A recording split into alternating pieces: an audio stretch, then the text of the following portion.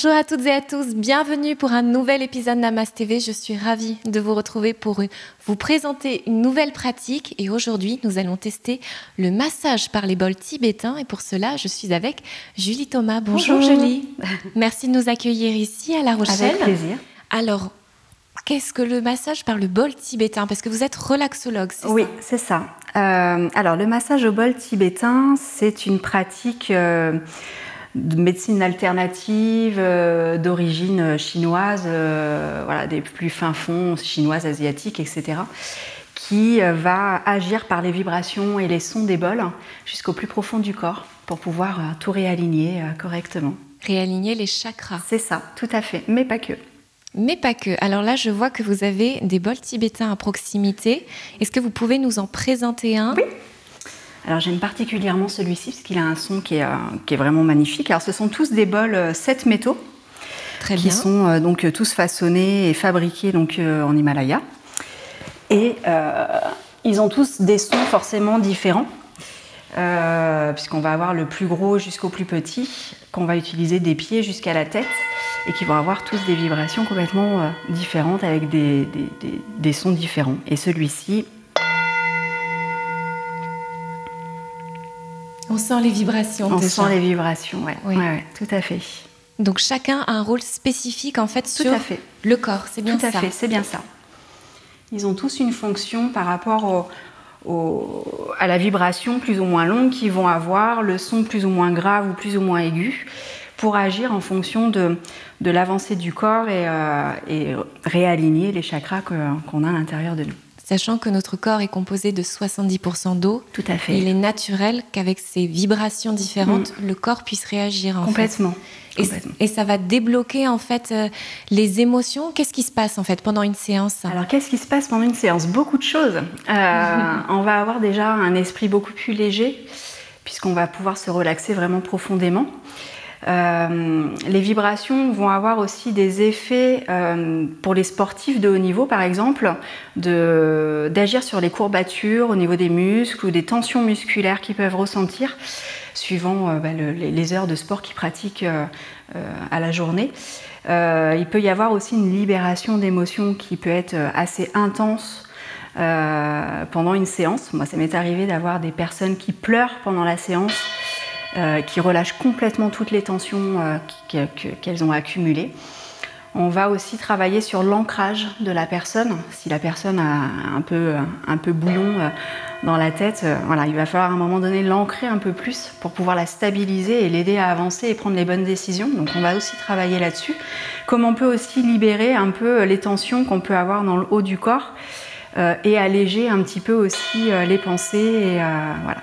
Donc les gens viennent vous voir pour n'importe quelle raison et c'est à vous après de guider la séance en fonction de leur demande. C'est bien ça? C'est ça, je vais travailler. En fait, le son des bols va me dire là où il faut que je travaille. C'est-à-dire que quand je commence le réalignement des chakras, chaque chakra, les 7 principaux en tout cas, parce qu'on en a plusieurs, mais les 7 principaux... Vous pouvez nous les énoncer? Alors on va avoir le chakra, donc on va avoir les 2 premiers chakras qui vont se positionner ici, ici. Après, on passe au plexus, au niveau du cœur, au niveau de la gorge, le 3e œil et le chakra couronne. En fait, ces 7 chakras-là sont les plus importants pour le corps, pour la stabilité du corps et de l'esprit. Et par rapport au son que les sols vont m'indiquer, soit le son va être complètement absorbé par le chakra, c'est-à-dire qu'il va y avoir vraiment quelque chose d'ancré qui va falloir débloquer pour pouvoir libérer le son et la vibration, ou alors on va avoir une fuite de chakra et donc du coup on va sentir le son qui va partir. Au lieu de rester au-dessus du corps, le son va partir complètement dans la pièce et on va continuer à taper sur le bol jusqu'à temps que le son soit bien correct. Voilà. Alors tout à l'heure, vous me disiez que cette pratique peut être destinée à des sportifs de haut niveau. Tout à fait. Donc n'importe qui peut faire une séance comme celle-ci. Alors moi je conseille à partir de 7 ans parce qu'il faut pouvoir rester en fait allongé pendant quand même pas mal de temps sans bouger. Donc à partir de 7 ans ça commence à être intéressant.